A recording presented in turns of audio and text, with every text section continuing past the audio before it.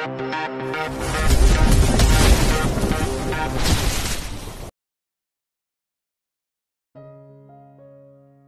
24. Terpaksa menikahi Nyonya Presdir. Melihat kepulangan suaminya, Yasmin bergegas menghampirinya. Wanita itu terlihat marah saat ini, apalagi melihat Felix pulang sangat larut. Melihat Yasmin saat ini dan penampilan wanita itu, membuat Felix berdecak kesal. Bagaimana tidak? Rambut Yasmin digulung asal, belum lagi wajahnya yang terlihat kucel. Dari mana kamu, Mas? Nemuin janda G4 tal itu lagi? Iya. Sentak Yasmin dengan tatapan tajam. Aku tidak menemui Sea. Jawab Felix dengan singkat dan melangkah maju berniat pergi. Namun, Yasmin malah menghentikannya. Bohong. Aku sibuk mengurusi dua putri kita tapi kamu malah menemui mantan istrimu itu. Aku baru melahirkan 1 bulan yang lalu. Aku masih cukup kewalahan mengurus 2 anak sekaligus. Bisa gak sih kamu mengerti aku? Perutku juga sedang sakit. Sentak wanita itu. Bagaimana bisa aku betah di rumah dengan penampilanmu saat ini, Balas Felix. Yasmin terdiam, dia mengepalkan tangannya dengan menatap tajam ke arah suaminya itu. Aku sibuk mengurus 2 anak kita dengan jarak umur yang tak jauh beda. Kamu juga tidak mengizinkanku memakai jasa babysitter. Bagaimana bisa aku membereskan penampilanku, Teriak Yasmin dengan histeris. Mantan istriku bisa mengurus penampilannya sambil mengurus 2 putra kami. Balas Felix yang mana membuat Yasmin terdiam membeku. Melihat keterdiaman Yasmin, Felix berniat beranjak pergi. Namun, pria itu menghentikan langkahnya dan berbalik menatap Yasmin yang belum kunjung menggerakkan tubuhnya. Jangan lagi datangi kantor Sea atau menemuinya. Jika aku tahu kamu datang menemuinya, aku akan menceraikanmu saat itu juga. Ancam Felix, sebelum ia pergi meninggalkan Yasmin yang menjatuhkan air matanya. Entah, pria itu tahu dari mana berita tersebut. Sea lagi. Kenapa kamu terus membandingkanku dengan dia, Teriak Yasmin seraya berbalik menatap Felix yang berjalan menaiki tangga. Sejenak, Felix menghentikan langkahnya. Pria itu terdiam dengan tatapan lurus ke depan. Karena, sampai kapanpun, kamu tidak akan pernah sebanding dengan dia. Aku masih berbaik hati mempertahankanmu. Cepatlah berpikir, bagaimana caranya kamu memberikanku anak laki-laki.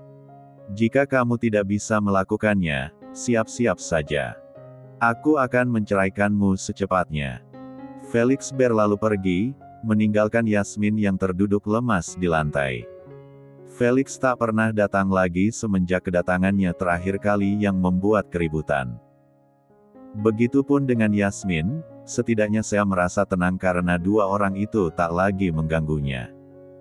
Sea dan keluarga kecilnya menjalani hari seperti biasanya, bahkan kehidupannya semakin terasa berwarna. Kamu sedang apa? Tanya Zain menghampiri Sea yang berada di ruang kerjanya. Sedang melihat laporan, sepertinya ada selisih di sini. Tapi, aku belum menemukan selisihnya. Besok, kontrak ini harus aku berikan pada rekan bisnisku. Gumam Sea seraya memijat kepalanya. Zain menatap ke arah laptop Sea, ia tidak mengerti tentang laporan yang sedang Sea kerjakan. Namun, pria itu mengamatinya dengan cermat.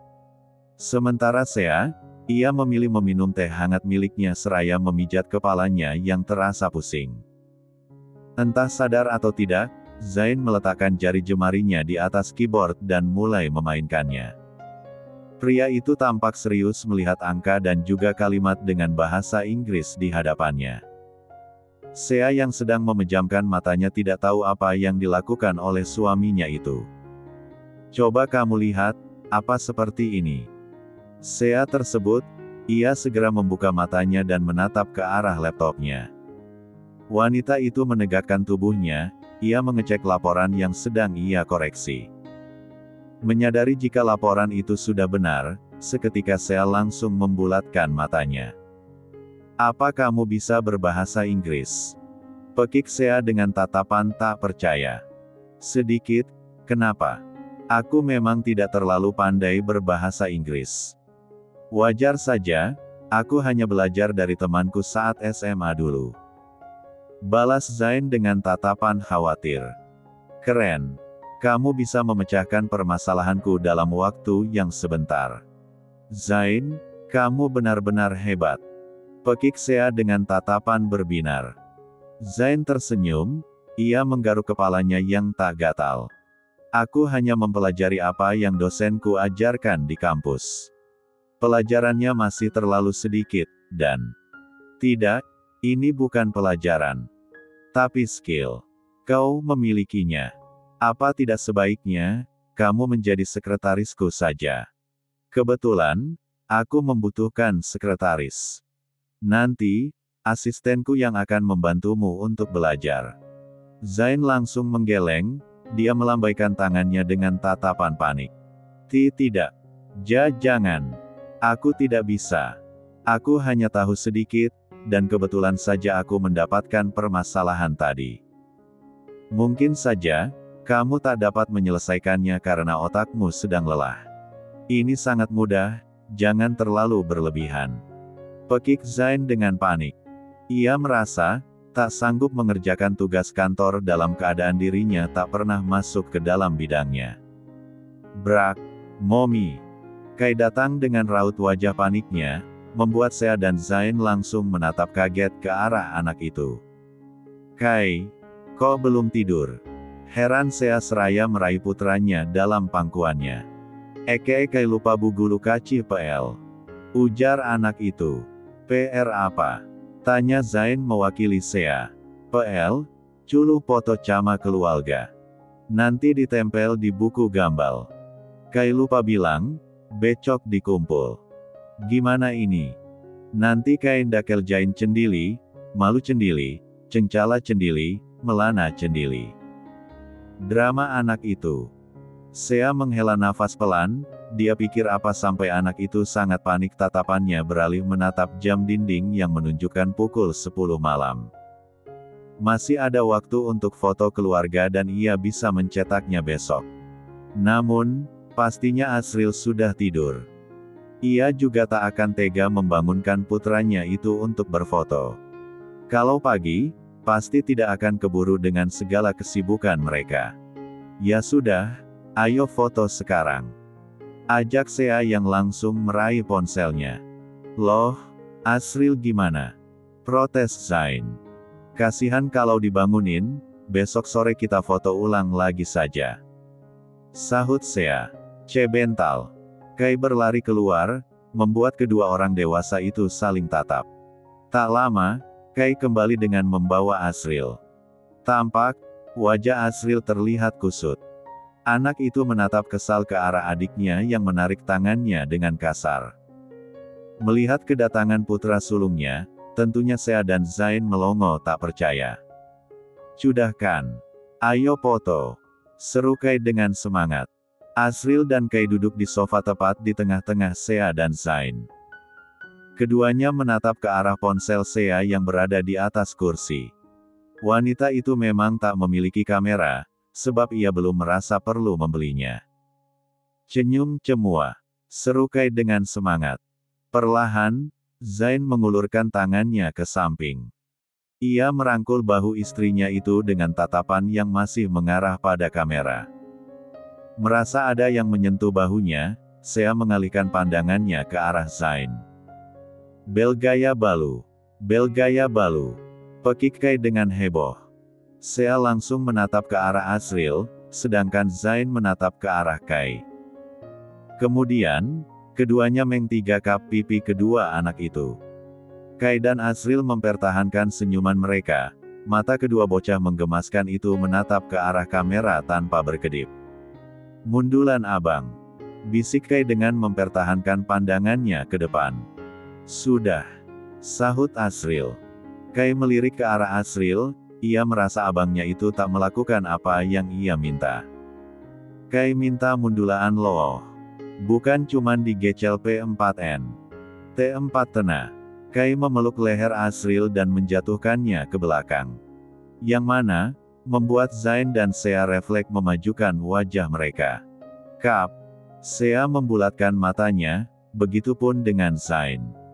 Bibir mereka saling bertabrakan lantaran tak siap saat kedua anaknya terjatuh ke belakang.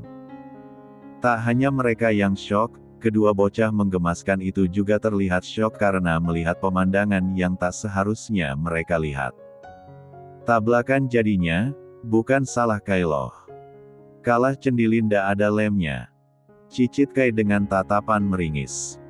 Sea dan Zain tersadar, keduanya langsung menjauhkan wajah mereka dengan perasaan yang gugup. Zain memegang bibirnya, pertama kalinya ia dan Sea melakukan itu walaupun tak sengaja. Sea mendapatkan hal pertama yang selama ini Zain jaga untuknya. Bibirku, sudah tidak ting-ting lagi. Lirih pria tampan itu. Bab 25.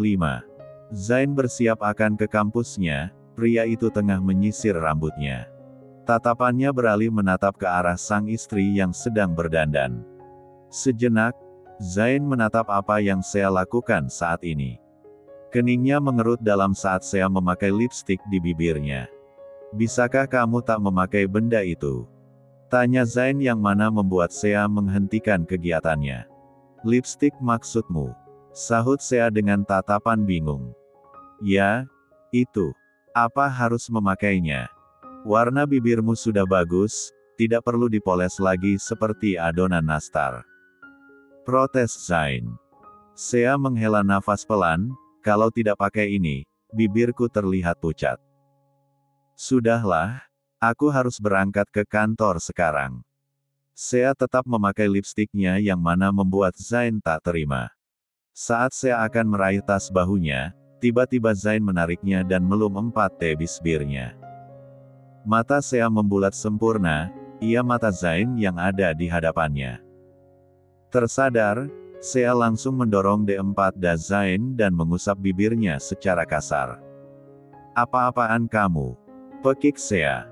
Aku sudah bilang kalau aku tidak suka kamu memakainya. Ujar Zain dengan tatapan dinginnya. Apa yang? Sea benar-benar terkejut dengan respon Zain. Pria itu berlalu pergi meninggalkannya di dalam kamar seorang diri. Sea menghela nafas pelan, ia memandang pantulan wajahnya pada cermin. Lipstiknya hanya sedikit hilang, tapi warnanya tidak secerah tadi. Sejenak Sea terdiam, dia masih memikirkan sikap Zain baru saja. Apa dia sedang cemburu? Sementara itu, Zain menaiki motornya yang beberapa waktu lalu Sea berikan. Awalnya, ia tak ingin menerimanya. Ia merasa sungkan dan malu karena istrinya terus yang membelikannya. Namun, dengan segala bujukan Sea, akhirnya Zain menerimanya dengan terpaksa. Apa tadi aku sangat berlebihan? Gumam Zain dengan perasaan yang tak enak. Aku hanya tak suka melihatnya memakai benda itu, dia terlihat semakin cantik jika memakainya. Pria di luar sana pasti banyak yang terkagum dengan kecantikannya. Sea istriku, bukankah hanya suami yang boleh mengagumi kecantikan istrinya? Apalagi zaman sekarang, banyak pria bermata keranjang. Lirih Zain. Tatapan Zain menangkap ke arah Sea yang keluar dari rumah dan memasuki mobilnya. Sepertinya, wanita itu tidak menghiraukan Zain yang masih berada di atas motor. Setelah mobil Sea pergi dari pandangannya, Zain semakin dibuat overthinking. Astaga, dia pasti marah padaku. Zain, kau seharusnya tidak main nyosor gitu aja. Hais, aku malu sekali. Gumanya seraya menutup wajahnya yang terlihat merah. Zain menggelengkan kepalanya untuk mengusir pikirannya yang semakin aneh. Pria itu pun memakai helmnya dan menyalakan motornya.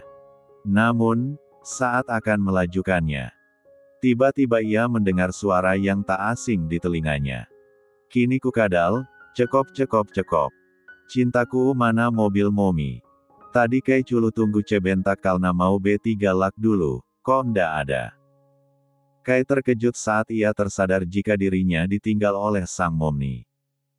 Eke belangkat pakai apa Kai ini Hicks? Bika bicanya momi lupa cama anak na cendili Hicks. Kai, panggil Zain yang mana membuat Kai menolehkan kepalanya. Melihat keberadaan Dedi sambungnya, Kai segera menghampirinya. Dedi, momi tinggal Kai. Cekolah Kai gimana Hicks? Nanti nda cekolah momi malah. Cekolah malah ditinggal, nanti terlambat diomelin Bu Guru.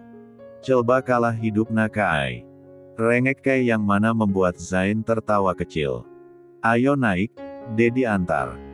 Ajak Zain dan menaikkan tubuh gembul itu ke atas motornya. Senyuman Kai terbit, ia akan menaiki motor sport milik Dedi sambungnya itu. Untung saja, Asril sudah berangkat dengan supir. Karena anak itu akan menghadiri upacara pagi yang pastinya ia harus berangkat lebih pagi. Capi, go, seru Kai dengan semangat. Tak lama, ia tersadar akan perkataannya. Dengan tatapan meringis, Kai mendongak dan menatap Dedinya itu. Kalah iya. Maksudna Dadi. Go.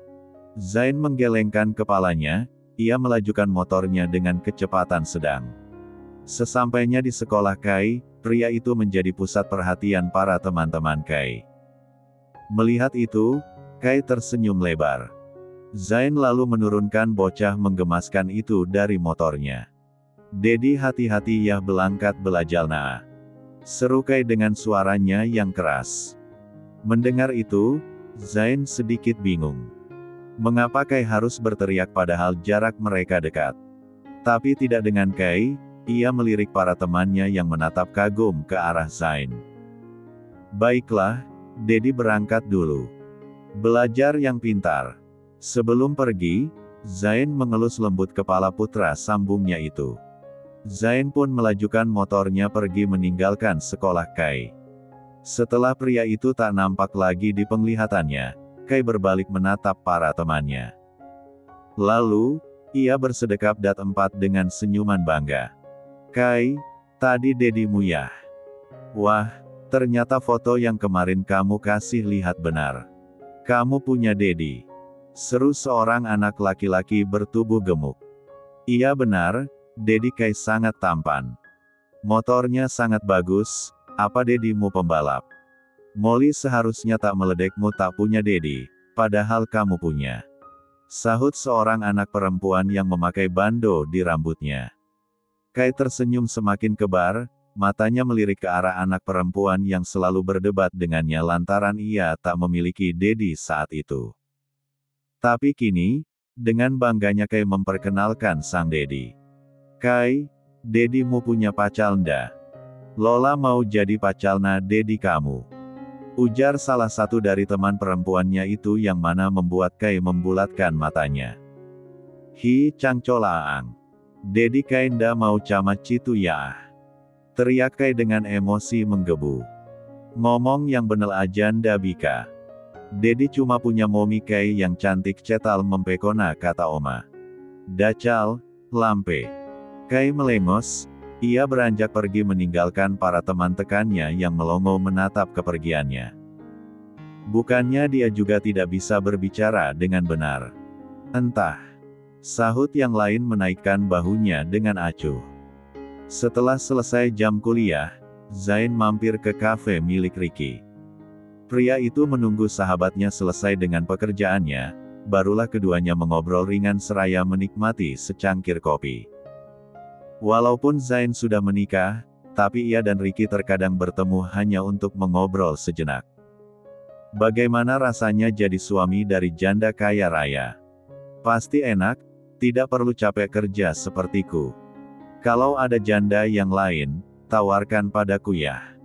Seru Ricky seraya menaik turunkan alisnya. Dasar, aku merasa tidak enak dengan Sea. Tugasku sebagai seorang suami, ia yang ambil alih. Dari kebutuhan, dan segalanya. Aku belum bisa menafkahinya, apa aku kembali kerja saja ya jadi waiters. Zain merasa tak ada gunanya menjadi suami. Sebab, Ia belum bisa menafkahi secara full istri dan kedua anak sambungnya itu. Hei bro. Jika tak ada nafkah uang, masih ada nafkah lainnya. Apa kau juga melewatkannya? Pertanyaan Ricky membuat Zain mengerutkan keningnya dalam. Nafkah lainnya? Bingungnya. Ricky mengangguk, tiba-tiba ia menatap Zain dengan mata menyipit. Jangan bilang kamu masih percempat Katingting. Pekiknya seraya menunjuk ke arah sahabatnya itu. Zain menundukkan kepalanya, pipinya terlihat merah karena seruan Ricky mengundang tatapan pengunjung sekitar. Bisa tidak, suaramu dikecilkan. Aku malu. Desis pria tampan itu. Ricky tertawa kecil, ya maaf, tapi nafkah lain yang aku maksud adalah. Ricky mendekatkan wajahnya, ia berbisik lirih pada Zain yang mana membuat sahabatnya itu membulatkan matanya dengan wajahnya yang terlihat pucat. Apa kamu gile?